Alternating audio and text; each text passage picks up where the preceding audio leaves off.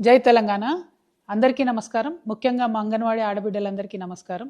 రాష్ట్ర ప్రభుత్వం ఏదైతే ఒక నిర్ణయం తీసుకొని అంగన్వాడీ సెంటర్ల మీద స్థానికంగా ఉండేటటువంటి రాజకీయ నాయకులు, వాళ్ళ సర్పంచులు కావచ్చు, వార్డు మెంబర్లు కావచ్చు, వాళ్ళ జోక్యం ఉంటుంది అని చెప్పి ప్రకటించడం అనేది చాలా తప్పని చెప్పి నేను మనస్ఫూర్తిగా నమ్ముతా ఉన్నాను. ఎందుకంటే anganwadi already women and child welfare కింద వస్తుంది. ఐసిడిఎస్ అధికారులు కూడా పర్యవేక్షణ నిమిత్తం వస్తూ ఉంటారు.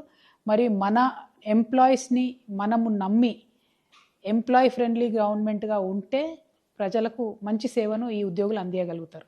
అంగన్వాడీ పథకం పెట్టినప్పటి నుంచి ఇప్పటి వరకు మన తెలంగాణలో ఉన్న చిన్నపిల్లలకు పౌష్టికాహార లోపం లేకుండా, మన గర్భిణులకు పౌష్టికాహార లోపం లేకుండా ఎంత పనైనా సరే వాళ్ళే వంటలు చేసి పెడుతూ అంగన్వాడీ టీచర్లు కావచ్చు, అంగన్వాడీ హెల్పర్లు కావచ్చు, పని చేస్తూ మన తెలంగాణ సమాజానికి ఒక వెన్నుముక్కగా నిలబడుతూ వచ్చిండ్రు.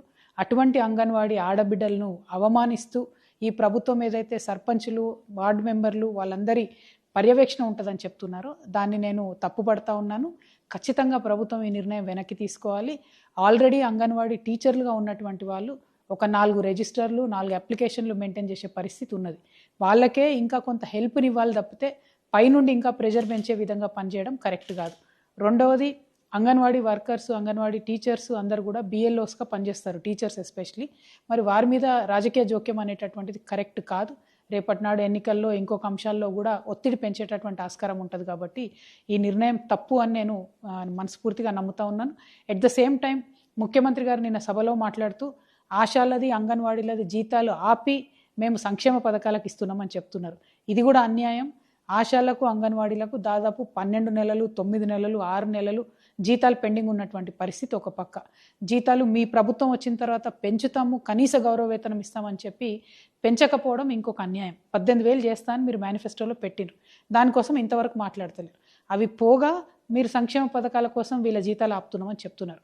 అసలు యాక్చువల్గా చూస్తే ఈ చిరు ఉద్యోగులందరికీ, ఆశాలు కావచ్చు, అంగన్వాడీ కావచ్చు, ఎన్హెచ్ఎం వర్కర్స్ కావచ్చు, ఇంకా అనేక మంది ఈ చిరు ఉద్యోగులు ఎవరైతే కాంట్రాక్టు అవుట్సోర్సింగ్ వ్యవస్థలలో ఉన్నారో వాళ్ళందరికీ ప్రభుత్వ పథకాలు లభించేలాగా, ప్రభుత్వ పథకాలు వర్తించేలాగా చేయాల్సింది పోయి వాళ్ళ జీతాలు కట్ చేసి సంక్షేమ పథకాలు ఇస్తామనడం శుద్ధ అన్యాయం.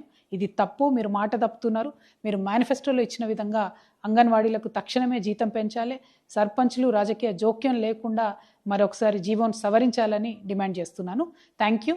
జై తెలంగాణ.